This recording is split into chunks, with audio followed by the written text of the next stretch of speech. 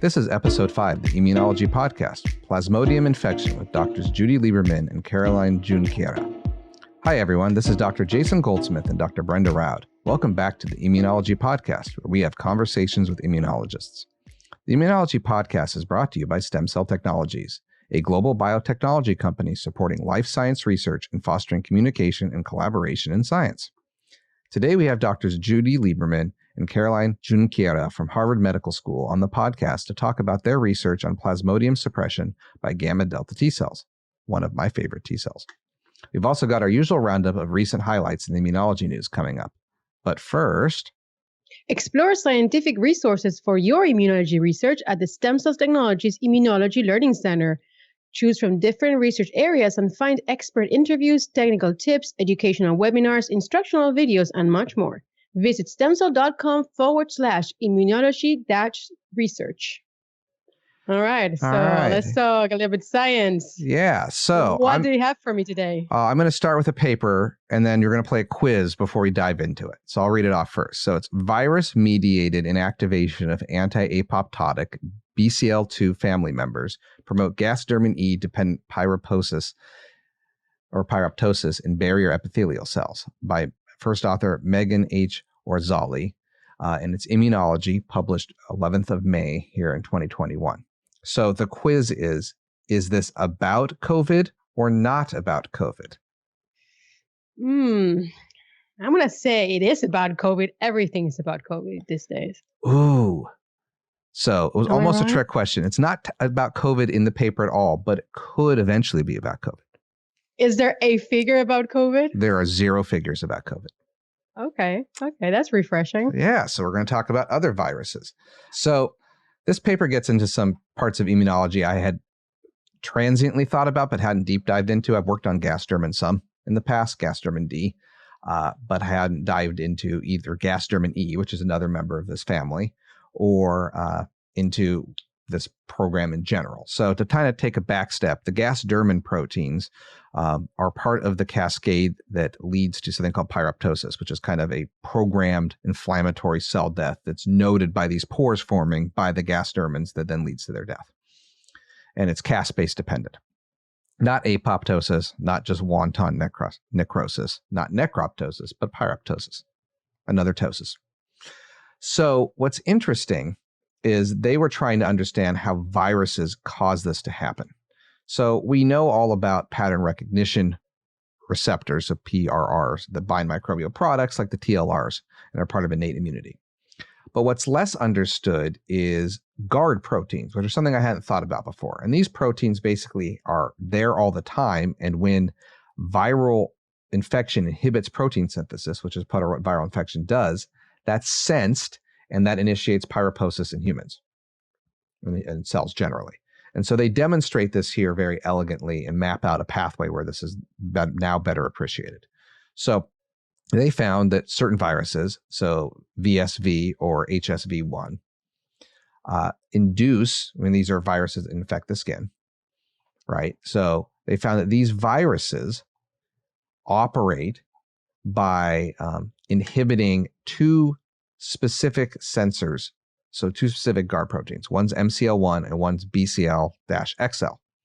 And either one of these alone isn't sufficient, but when you inhibit both of them together, which is what these viruses do at baseline, that then leads to mitochondrial damage, that leads to Cas-3 dependent cleavage of gasdermin E, release of interleukin A, and the pyroptosis pathway. So it was really neat about this is that they demonstrated for the first time that gasdermin E is involved in these processes versus the canonical gasdermin D, which is the one that's most well described. Gasdermin E and gasdermin B are known to occur in the context of DNA damage or cancer, but not in the context of infection. And they showed so E is involved in Cas-based dependent pyroptosis after infection. So that's one big finding. But what they really found and mapped out in a tour de force is the whole cascade and then identifying these sentinel proteins that really kind of stand. And so they go through and they use various inhibitors. They use like a whole bunch of CRISPR lines in human skin organoids and in keratinocytes to demonstrate that It is indeed both of them that are necessary. Either one alone doesn't work. If they modify the viruses to operate differently, you lose the ability for them to, say, degrade. So if you make a virus unable to affect protein synthesis, the cascade stopped. So they break down on every step of the pathway and really quite well map out that viruses, through their mechanism of inhibiting these sentinel proteins, or guard proteins as they call them, or which I guess is the technical name. Sentinel sounds better. We like the X-Men. But these guard proteins, if you block them, then you end up then generating this cascade. So it's pretty neat. It's a whole other side of immunology I had not thought about. I think a lot about PRRs. I hadn't thought about guard proteins before. I knew they were there, but not that they were driving pyroposis. And so that was really neat to see. And then they really show that these viruses do it. So could COVID also do this? Maybe. It's inflammatory, so maybe. But they don't mention it here. And it was really cool to read a virus paper without a discussion of COVID for once. But is this pyroptosis at all related to viruses that are cytolytic? Are viruses that are not cytolytic finding ways of preventing this, of not activating this pathway?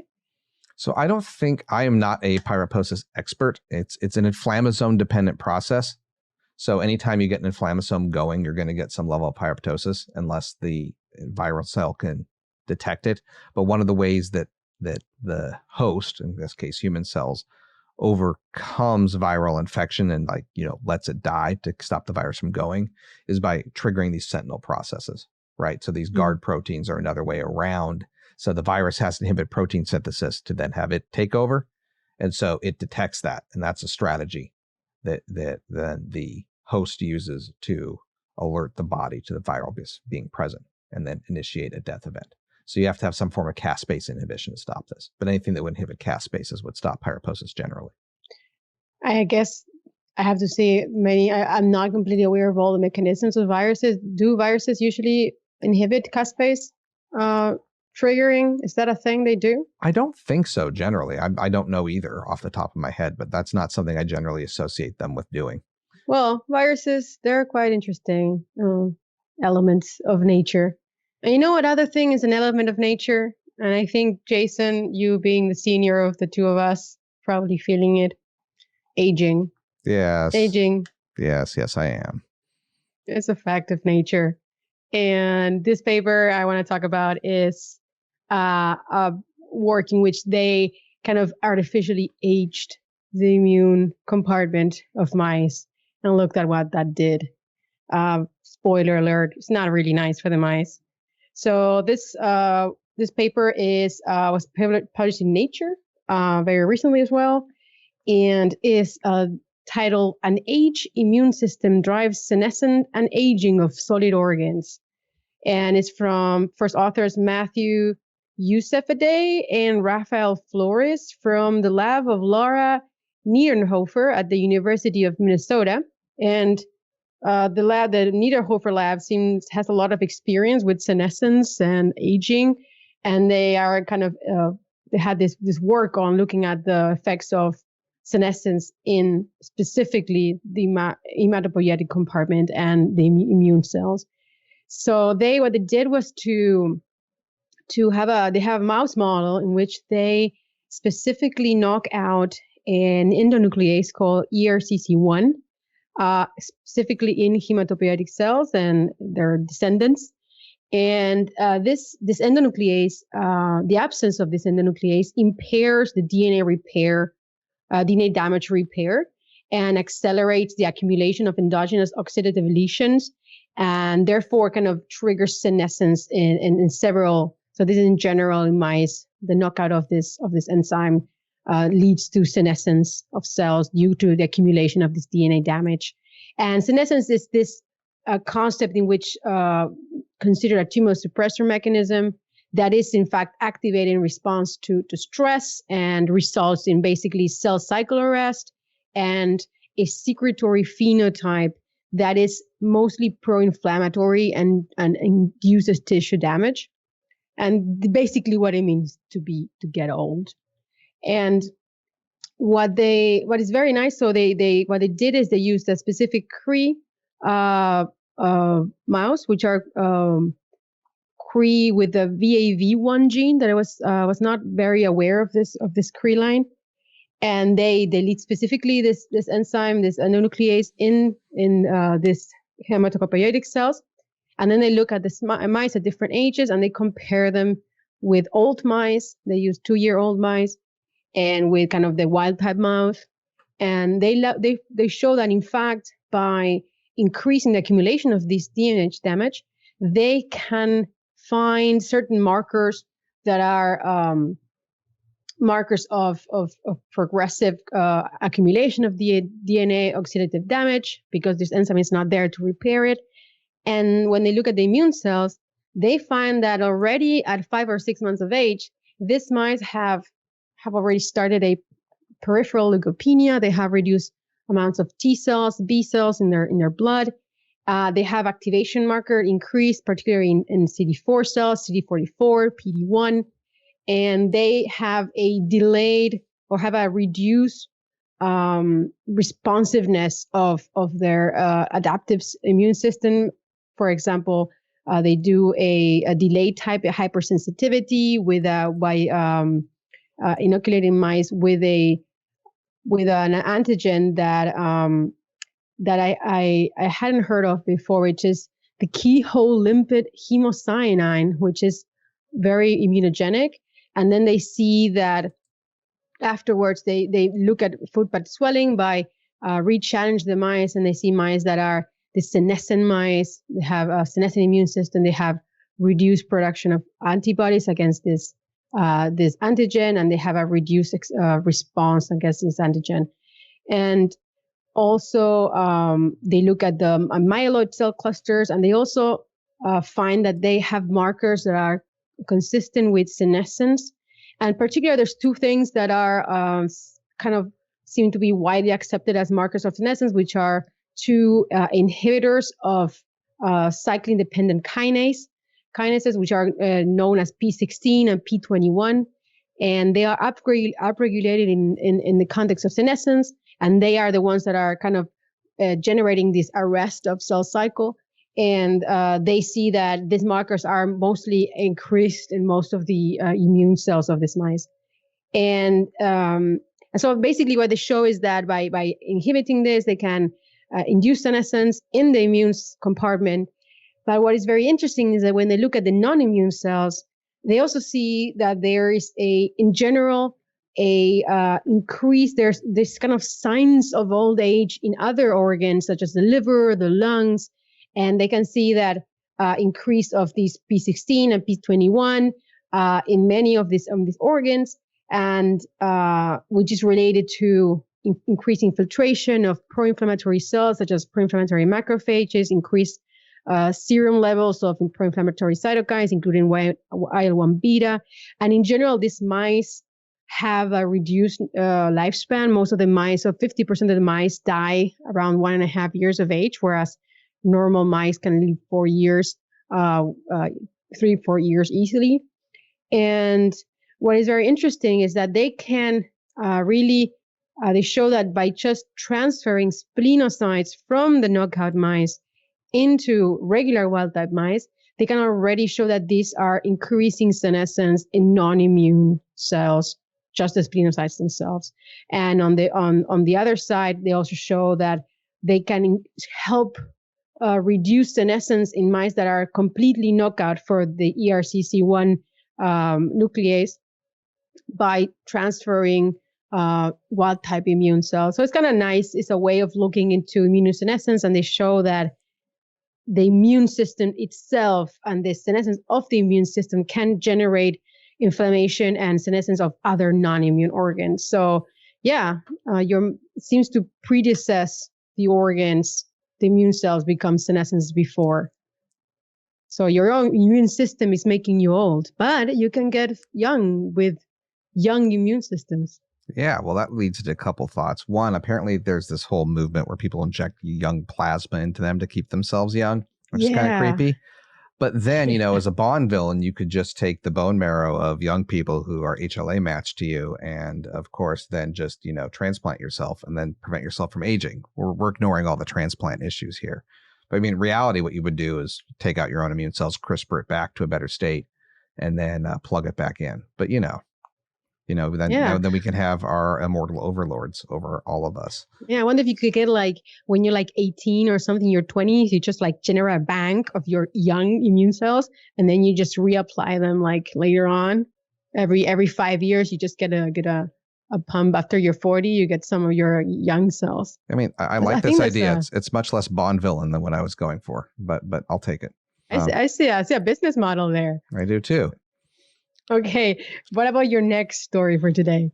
Here we go. So, it's back to my old stomping grounds. So it's a thymic development of gut microbiota specific T cells, also in Nature, published here May 12th. First author is Daniel F. Zegarra Ruiz.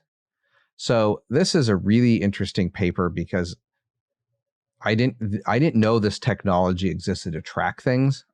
So long story short, they demonstrated that they basically took a pathogen or a pathogen with a very specific pattern that they could use and then track C cells that developed from it that were antigen specific. And so they were able to track this and determined that, we obviously know that antigen specific recognition of T cells is a thing, right? So intestinal microorganisms will develop antigen specific T cell responses. The question is what about the thymus? Right. And so they actually show that specific dendritic cells will take microbial antigens from the intestine to the thymus, which then induces expansion of microbiota specific T cells derived in the thymus. We know that T cells in the intestine do this, but not that these dendritic cells would take a walk up to the thymus and do it in the thymus as well. These aren't Tregs. These are active antigen T cells. So the entire way this works for the entire paper is they use a segmented filamentous bacteria. And so you can use those and then with a defined SFB tetramer, and you give, so SFBs, these filamentous bacteria, are one of the only few microorganisms that has a very specific known microorganism specific T cell receptor that's identified. And there's a defined tetramer that allows you to track it. So you can basically track a specific pathogen through the process or even just a commensal. And that's not really pathogenic, but it's a specific bug through the process of antigen presentation to the host and figure out where the cells pick up that signal. So super cool. So they do young and old mice and show this only works in young mice, and adult mice don't have this. And then they track it and show that there's the cells in the thymus and they're antigen specific in all the ways that matter. They show that they're derived properly, that's not a blood contaminant. And then by depleting everything with CD45 to get rid of all the circulating blood. And then they go around and show that these dendritic cells are responsible for the antigen.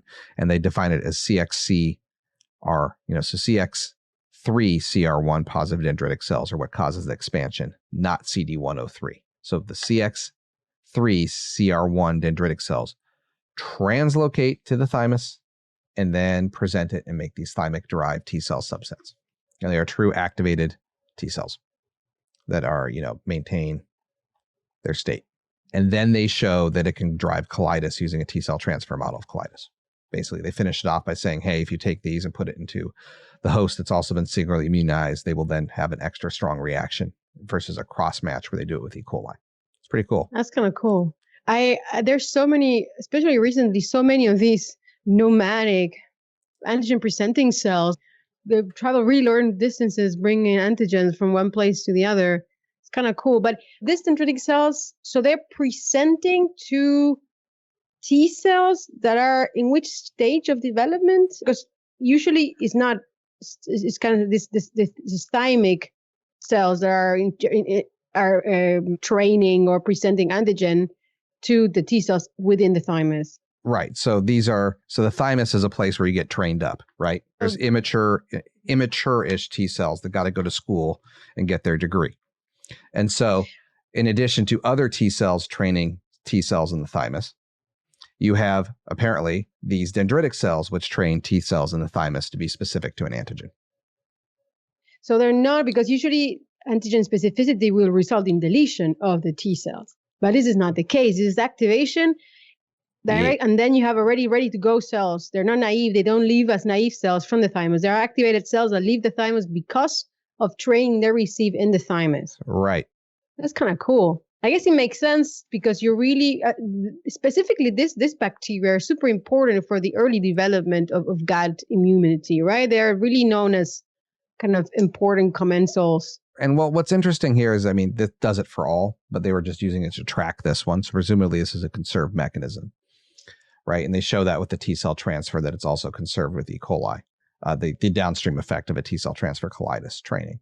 But the point is that, like, right, so a trained T cell is going to turn off a bunch of other T cells in the thymus so that you get deletion, right? And that's one type of training. And so, but a dendritic cell is not a T cell. And so you have an opposite signal going on to generate fully ready to go T cells when a dendritic cell presents in the thymus. So you can have both effects. And so obviously, in people that don't have colitis, probably you have both going on, where you have deletion of the cells and training to not have self-antigen or commensal antigen. But there's also a dendritic cell program that's letting your cells be known that there is indeed a antigen here to be aware of. And these are cells that are, because they are coming from their development in the thymus and then they get trained, or are cells that recirculate into the thymus and then get trained? They didn't look like they were recirculating. So they say depleted everything with anti-CD45. That's a way to get rid of blood contamination. But they also did RNA-seq on them, and they're thymic cells. But there you go. Dendritic cells go hang out in the thymus and present microbial antigen to them and positively train them. I mean, why not? They go to so many places. Why the thymus should be different? All right. So to finish today, I have to present the obligatory mandatory COVID paper. Sorry for that. And this paper talks a little bit about the dark side of antibodies. So I think I liked it very much. It's a paper from researchers here in Amsterdam at the Amsterdam University Medical Center. First authors Viviane Hopel and Hangzhen Chen. And it's a collaboration of the labs from Jeroen den Dunen and Menno den Winter, as I said, from the AUMC. And it's published in Student Press, at least when I downloaded it. It's Science Translational Medicine. And it's titled High Titers and Low Fucosylation of Early Human Anti-SARS-CoV-2 IgG Promote Inflammation by Alveolar Macrophages. So I liked it because I don't know if it was the case for you, but I remember that, if you remember, Sam, at the beginning of the whole COVID thing, I think there was also a little bit of fear about the kind of immunity that you would get from COVID and the chance of having some unexpected side effects of developing antibodies against COVID. I'm thinking of this antibody-dependent enhancement ADE that is seen in dengue infections, in which you generate antibodies against one strain of dengue, and then if you get infected by a slightly different strain of dengue, you can actually have these antibodies can actually promote viral infection of immune cells because they exploit the phagocytic FcR receptors for introducing the virus that is not completely neutralized, because these antibodies were kind of poorly neutralizing antibodies, and in the end you end up having like infected macrophages because of the antibodies. And so I remember that at some point, I don't know, there was like a little bit of fear whether vaccines could potentially do this, whether infection of COVID could then, a second infection could be problematic. Thankfully, that wasn't the case. But I think there's a lot to say about antibodies being capable of actually worsening pathology, and I think this is also seen in some autoimmune diseases. And so what the researchers looked into, they tried to address the fact that COVID-19 patients tend to become, and correct me if I'm wrong, Dr. MD, they tend to become critically ill a little bit later, around 1 to 2 weeks after infection, which coincides with kind of the activation, the buildup of the adaptive immune response and the generation of IgG antibodies. And they wanted to look at whether there was a relationship between these two events. And they kind of find one. I think it's kind of nice. So they looked at patients that were critically ill at the hospital, and they see that, so they have really high levels of IgG, and that is anti-spike, directed against the spike protein. And they show that by exposing monocyte-derived macrophages that were developed, that were differentiated to resemble alveolar macrophages. So this kind of quote unquote M2 macrophages. Please, some people have issues with this terminology, but basically they differentiate these macrophages using MCSF and IL-10, and they seem to resemble the most alveolar macrophages. And they see that when they add this anti-spike antibodies from critically ill patients, they actually see a kind of an inflammatory profile developing in these macrophages. And they do it with this in vitro differentiated. They also do it with primary macrophages. And they conclude that there's something about these antibodies. And they also they kind of rule out cytokines, other things in the serum. And they come to the conclusion that it's this particular antibodies that are activating macrophages in kind of unwanted or kind of very strong ways. And they end up looking at the characteristics of these antibodies, and they show and they find that they have kind of an unusual fucosylation and galactosylation of their FC regions. So these are sugars that are people, you might know that antibodies have kind of areas for glycosylation. And they have added sugars to their constant regions. And so they have a certain profile that is kind of the normal profile of glycosylation, but they see that these particular antibodies have decreased fucosylation, which is one type of sugar, and increased galactosylation of this FC receptor, of FC regions. And this seems to really more strongly bind certain FC gamma receptors in macrophages that are expressed by alveolar macrophages, and that this really activates the macrophages in a way that induces inflammation and contributes to the permeabilization of pulmonary epithelium, so thrombosis and basically a lot of the phenotype that you see in the lungs.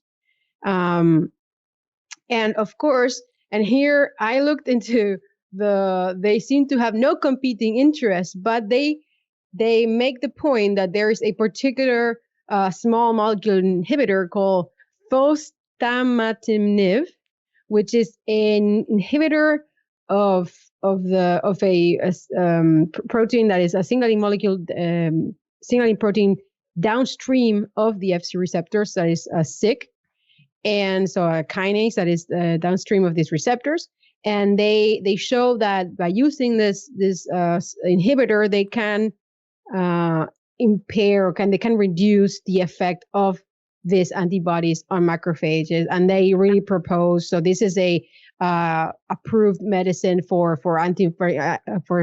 autoimmune disease, autoinflammation. I think I forgot exactly in which cases it's used, but it's already approved by the FDA, the EMA, and they suggest that this could be a potential therapy option for patients that are in this place in which they have this these antibodies that have aberrant glycosylation, which after some time subsides and gets kind of it's not permanent. It lasts maybe a week or two, and then or less, and then it just subsides. But in that time, it really seems to be driving inflammation in these patients. So they don't seem to have any stakes on this small molecule inhibitor, but they really propose they want to do a clinical trial for this in patients. That's interesting. So are they only going to do it for dengue, or are they going to try to do a broader trial where they actually look at your antibodies for a variety of diseases that meet this pattern? This is really presumably dengue isn't the only virus that can have these weird antibodies, right? In this case, they want to do it for COVID. So this critically ill from COVID. So they're going to do it critically ill from COVID. And do they think that, is there a high enough percent that everyone with COVID who's critically ill has these screwed up antibodies? There's only a subset. Like, are they going to have to subset out the people and, like, mass spec their antibodies? Not all of the patients, but at least I would say 60% of the patients have fucosylation levels that are below the mean for the non-anti-spike IgG. So, but this is specific of anti-spike IgGs.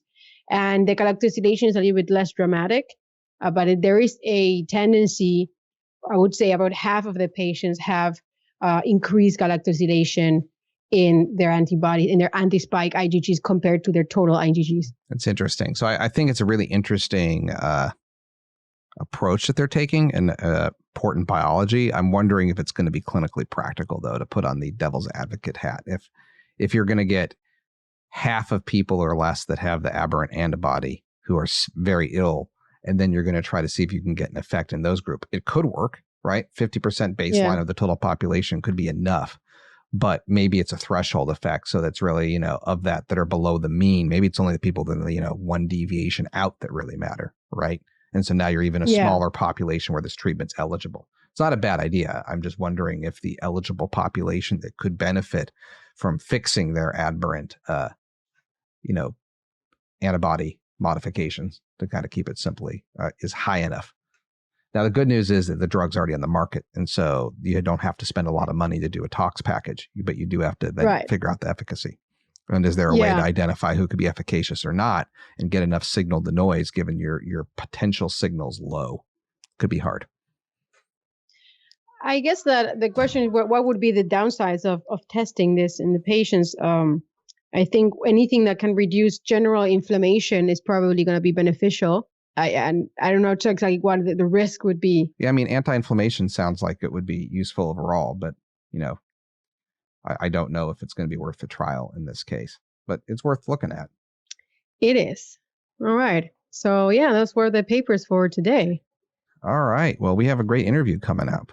We're going to be speaking with Doctors Judy Lieberman and Caroline Junqueira here in just a moment. But before we get to that, looking for in-depth information on cell separation?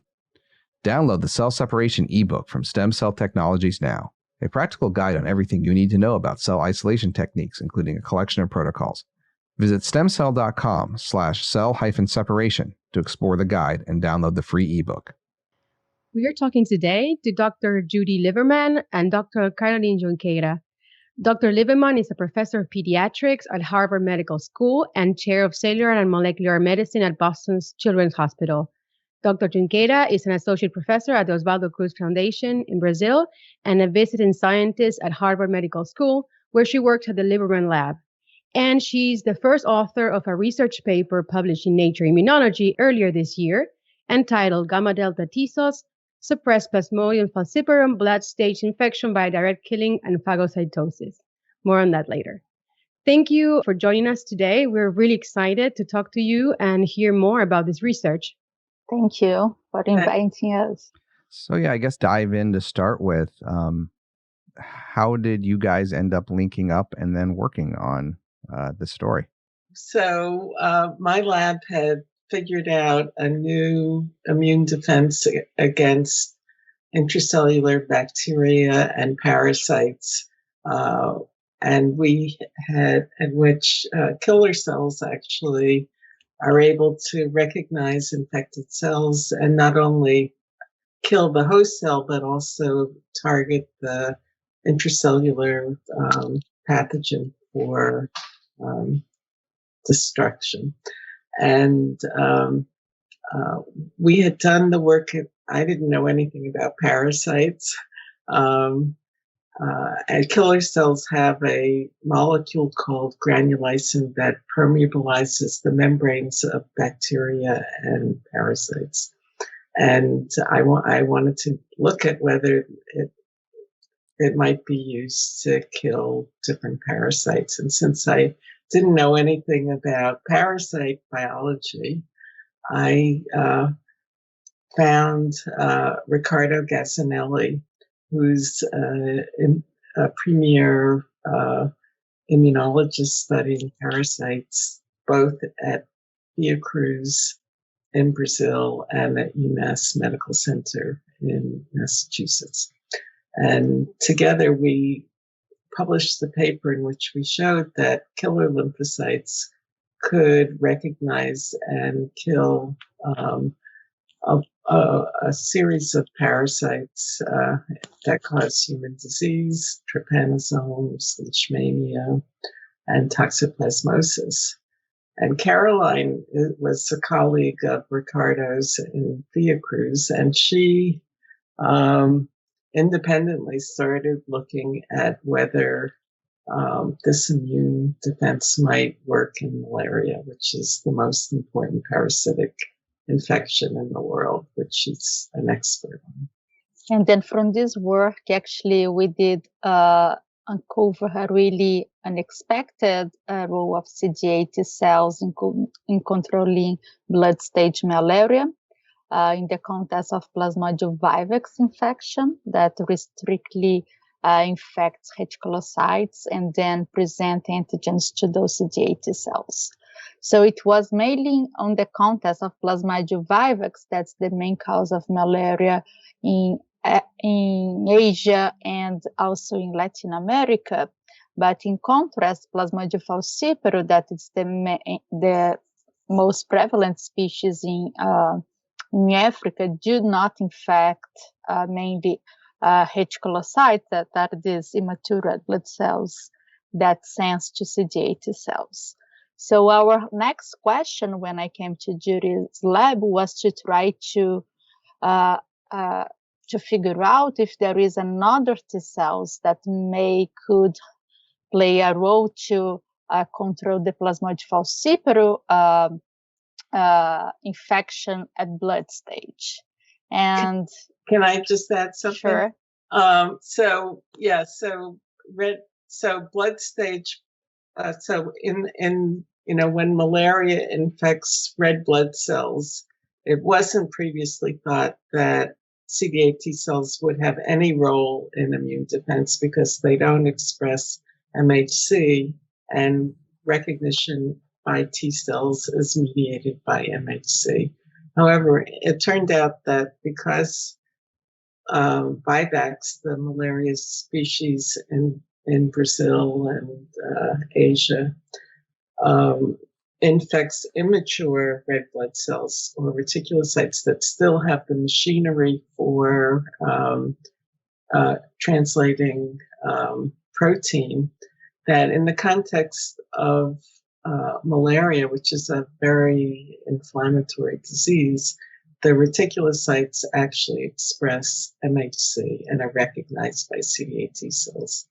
But falciparum malaria, which is even more virulent than vivax, infects mature red blood cells that don't have any MHC. So that was sort of what Caroline started looking at. Could there be other lymphocytes that might recognize the blood stage of falciparum malaria? If I may, I understand that then you also observe that patients with in an infection with Plasmodium falciparum also had unusual levels of a certain population of T cells, of gamma delta T cells, and that also led you to look at what those cells were identifying on these red blood cells. Maybe can you tell us more about how the story goes from that point? Yeah, so there were a lot of hints in the literature that an innate-like population of lymphocytes called gamma delta T cells might play an important role in malaria. First of all, it was known that that patients who are infected with malaria have an expansion of gamma delta T cells in the blood. That's often it can reach even 30% of the blood lymphocytes. Usually it's a lot lower.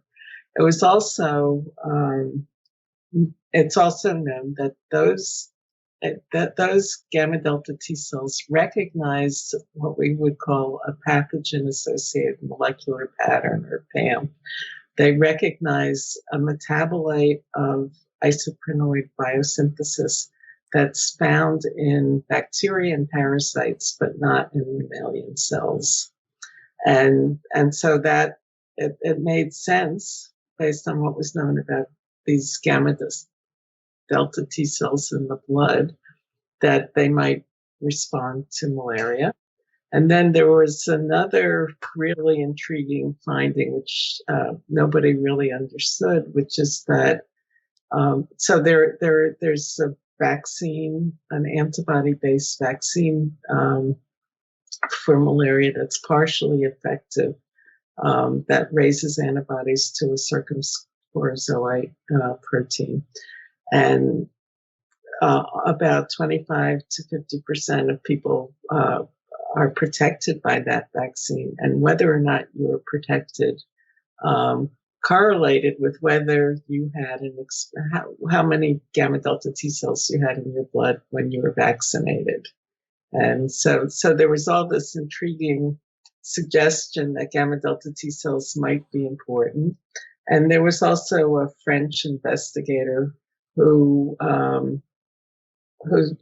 work suggested that gamma delta T cells might recognize the free blood stage of malaria merozoites. So that's sort of a lot of very intriguing, suggestive evidence that sort of prompted us to look.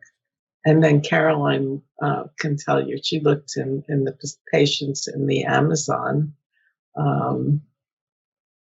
at the gamma delta T cells there. Yeah, and as previous described for Plasmodium falciparum, in Africa, in other regions, we also found that the patients from Amazon also had higher activation of the gamma delta T cells during the acute phase. And then they also had higher granulizing levels in the serum, what totally correlates with like our previous work with Plasmodium vivax and CD8 cells, and also Judy's work on the context of granulizing killing intracellular parasites. So then we started from there, and we were able to show that actually those gamma delta T cells from both the Plasmodium infected patients in Amazon and also in vitro studies, that those gamma delta T cells do directly kill the infected red blood cells.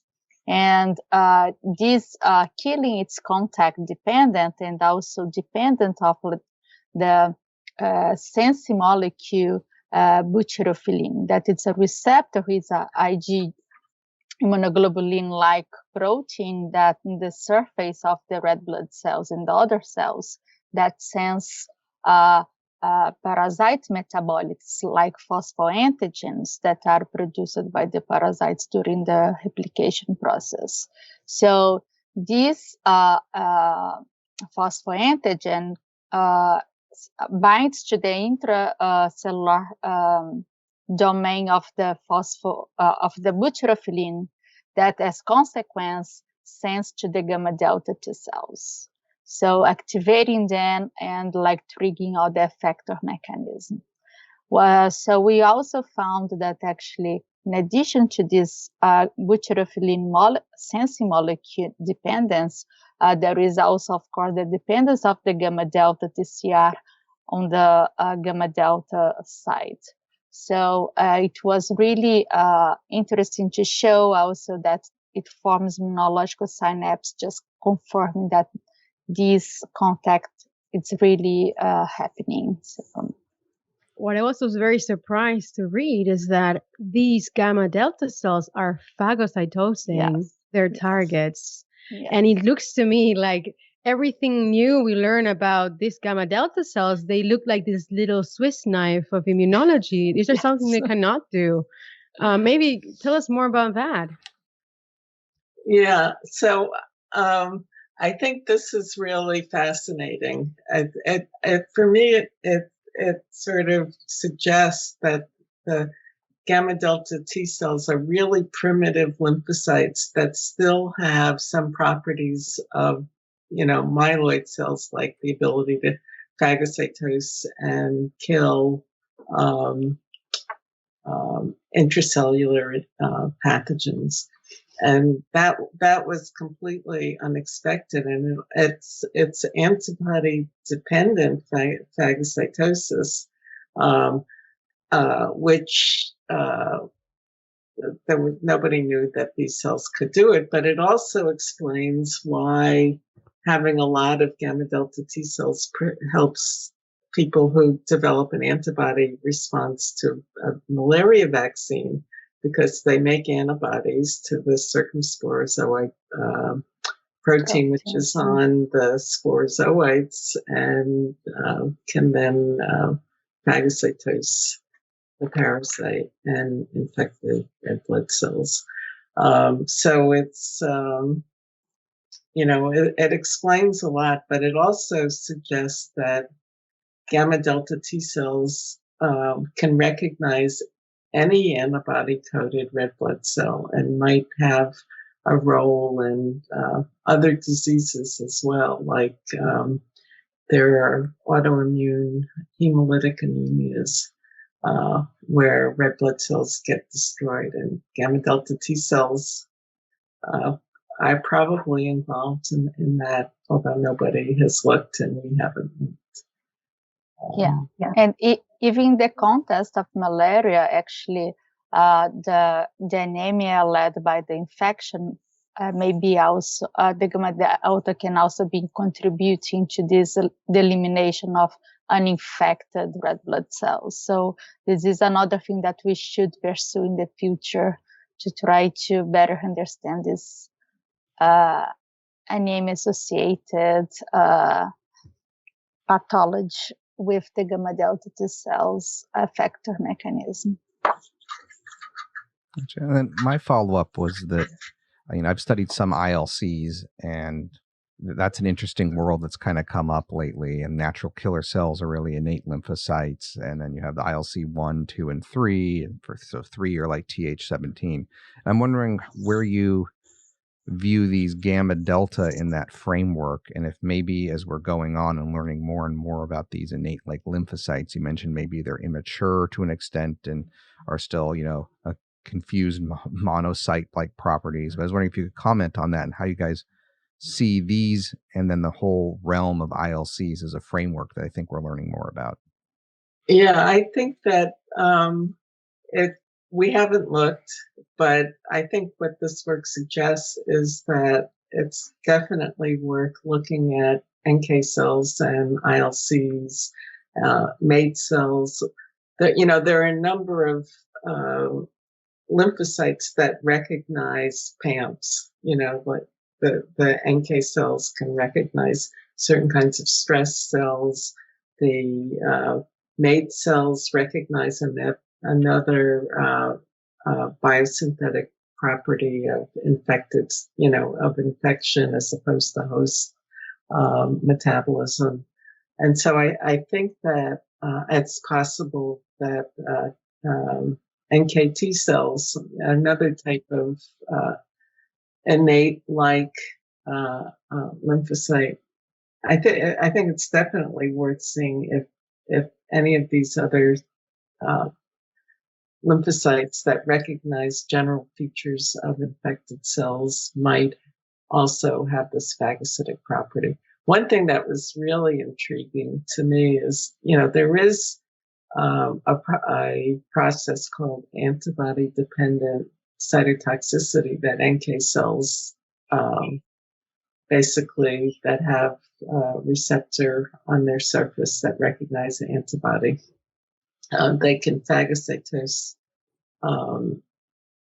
cells and kill them. But we found what was really surprising is that the gamma delta cells didn't do that, which is a granule-mediated type of killing, like conventional killing, but they did do this phagocytic killing.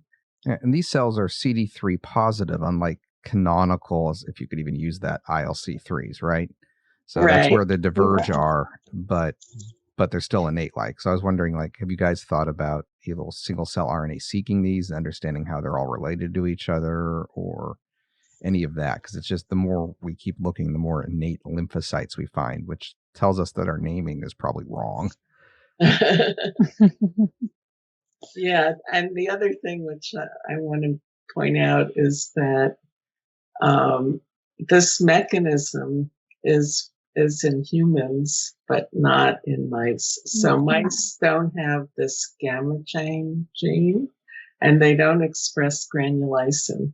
So that's partly why, I think people haven't really, and a lot of innate immune molecules have really evolved with the different pathogens that infect, humans as opposed to mice, like malaria. I mean, it's not a big pathogen as far as I know. I mean, there are strains of malaria that infect mice, but it may not be it's not as important an infection in mouse populations as in humans.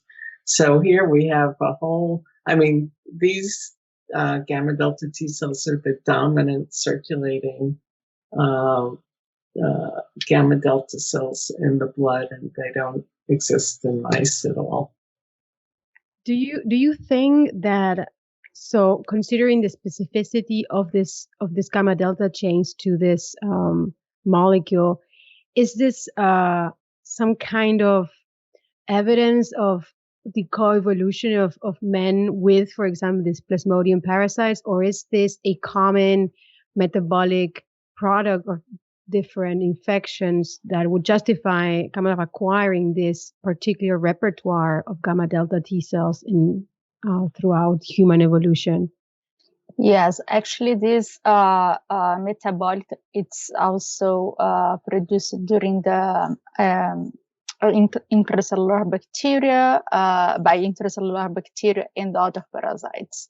So it's the malevolate pathway, and actually in mammalian cells, the IPP also, that it's like alternative pathway, also can bind to the intracellular domain of the butyrophilin, but in a lower affinity.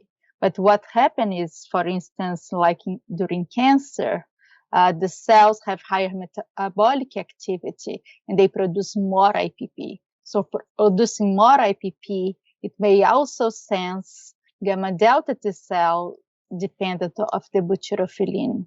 So it's something that can also be seen in the host autoimmune response to like cancer, and as I mentioned, to the intracellular parasites and bacteria.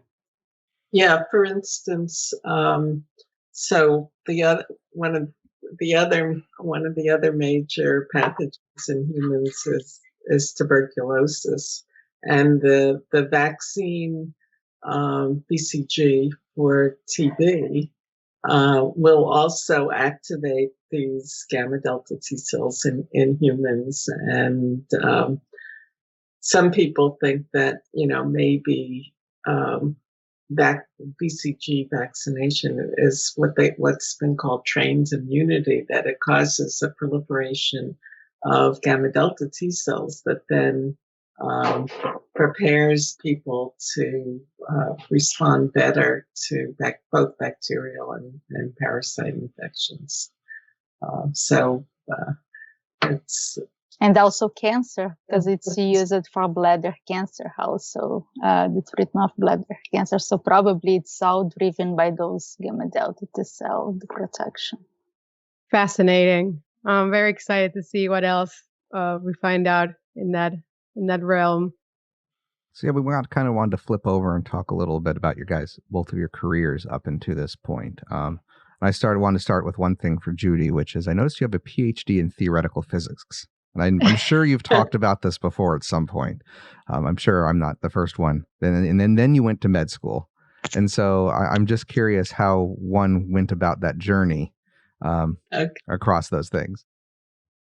Well, okay. So I was actually a very successful theoretical physicist, and my PhD was actually on the Higgs boson. Maybe you heard about that particle that was discovered a few years ago.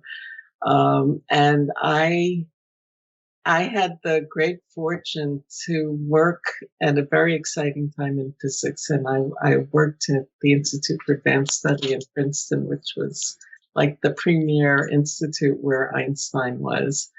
But at that time, which is a long time ago, there were almost no women in physics. And I think I went into physics just to show that girls could do, that kind of work. But I felt like I was very isolated, and basically my day consisted of staring at a blank piece of paper and writing equations in social isolation every day. And when I was young, I was very shy, and being alone and working by myself was good. But as I grew up and became, more mature, I wanted to do work that was sort of more socially useful and involved in people. So I decided to go to medical school to become a doctor and never do research again.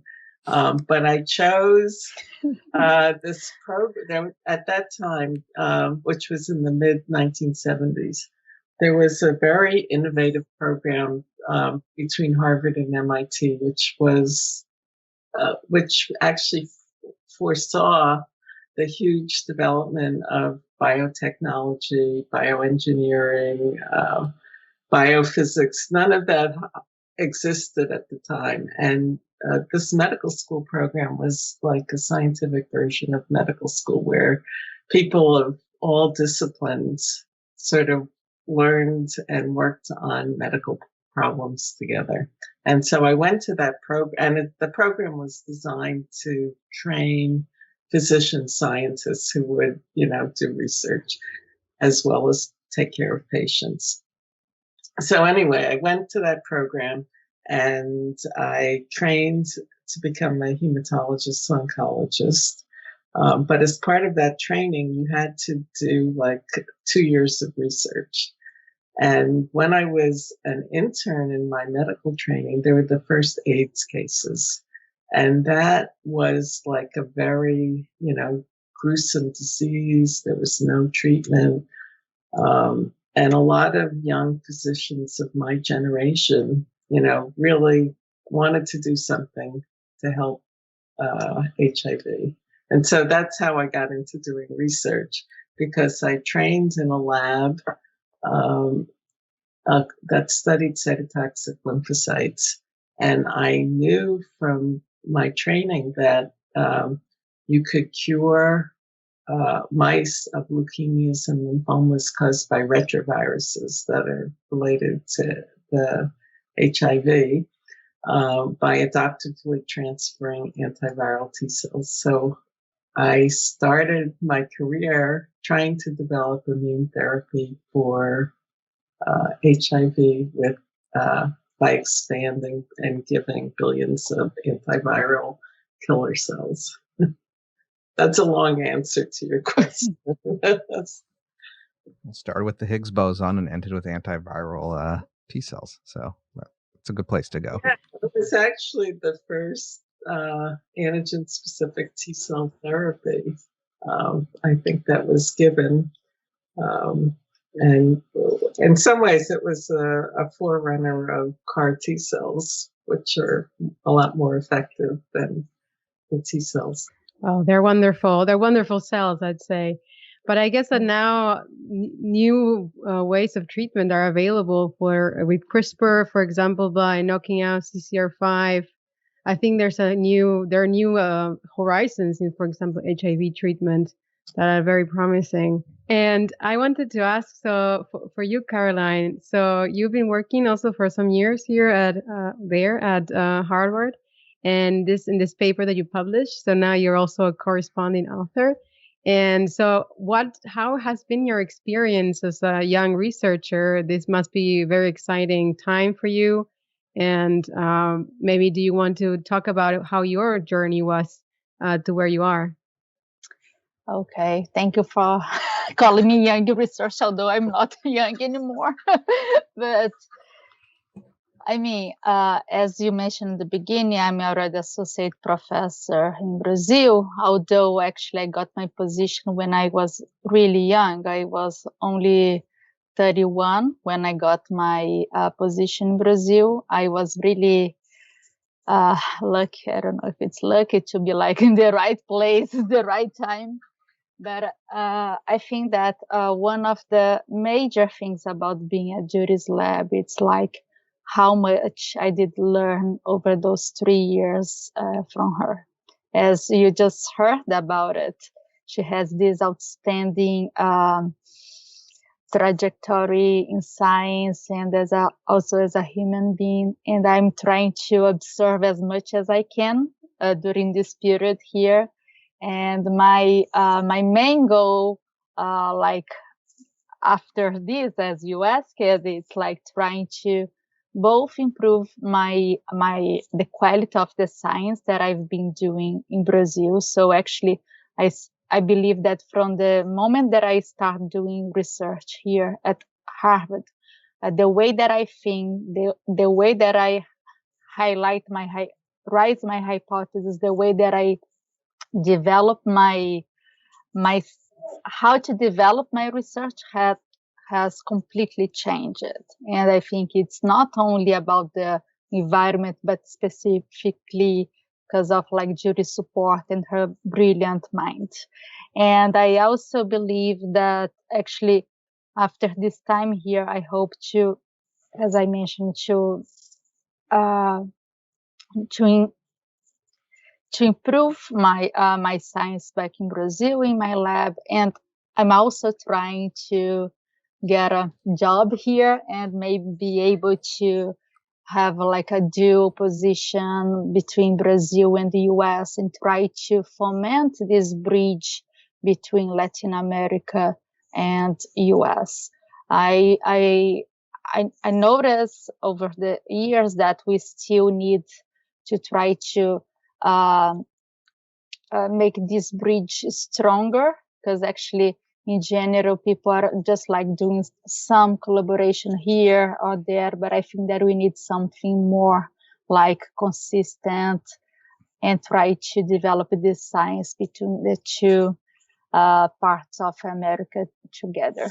I mean, that's my that's what I want from my future.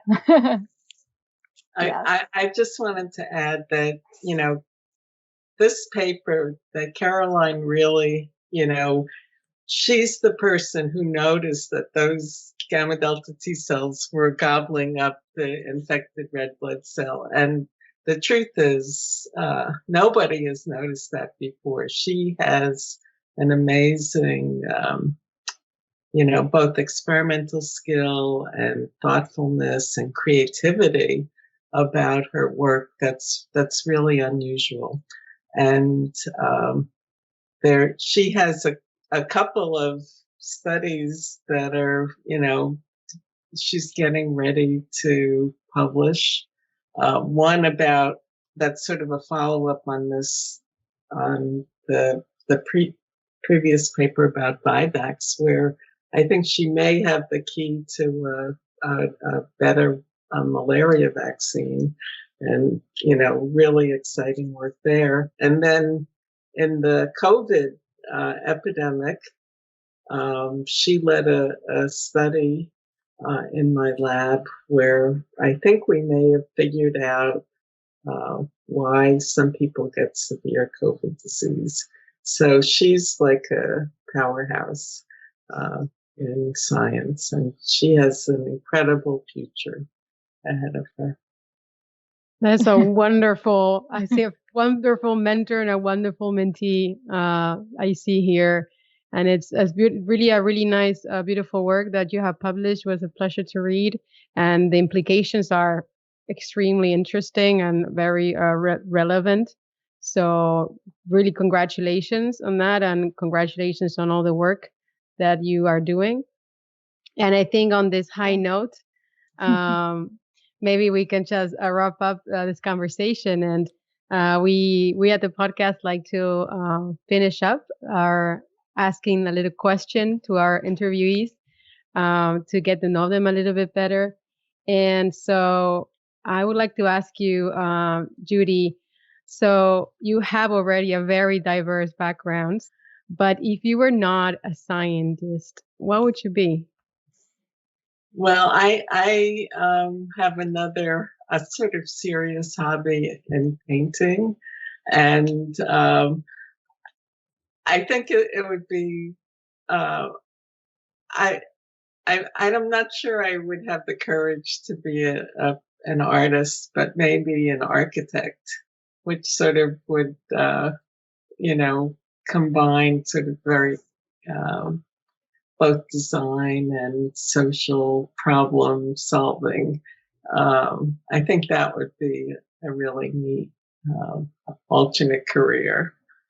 That's wonderful. You're not the first guest to mention architecture as a potential interest. That's very interesting. Yeah. And so, Caroline, for you, the question is, what is one hobby that you've always wanted to pursue but were never able to? Well, I used to be actually a high top horse riding. I used to do like jumping shows. And actually, unfortunately, because of like the hours that we need to input in science, I had to quit that, put on the side. It's a hobby that I really would like to bring back to my life. It was something that always make me like more balanced in life, doing some like animal contact and the really outdoor sports and so many things. So I really do like to be able to